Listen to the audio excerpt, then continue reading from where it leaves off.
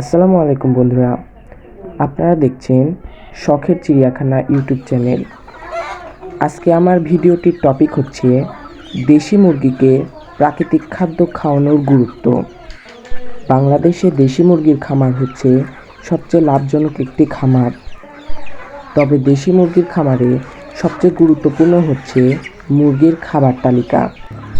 আর দেশি মুরগির খামার থেকে বেশি বেশি ডিম পাওয়ার জন্য প্রাকৃতিক খাবারের কোনো বিকল্প নেই।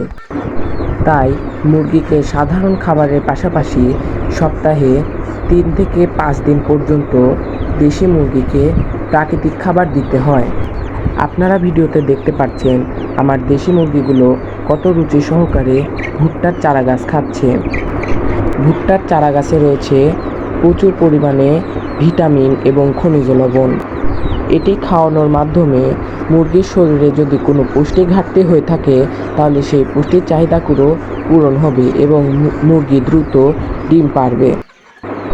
তাই আপনারা চেষ্টা করবেন মুরগিকে সপ্তাহে 3 থেকে 5 দিন হলেও প্রাকৃতিক খাবার দিতে। আর আপনারা যদি এই ভুট্টার চারা গাছ না খাওয়াতে পারেন তাহলে ঘাস অথবা অন্যান্য শাকসবজি যেমন কলমি শাক, পালং শাক অথবা বাঁধাকপি এই জাতীয় শাকসবজি খাওয়াতে পারেন। এই প্রাকৃতিক খাবার কিভাবে তৈরি করতে হয় আমি পরবর্তী ভিডিওতে তা দেখাবো।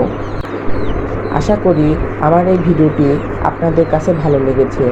যদি ভালো লেগে থাকে তাহলে ভিডিওটিতে একটি লাইক এবং চ্যানেলটি সাবস্ক্রাইব করে আমার পাশে থাকবেন।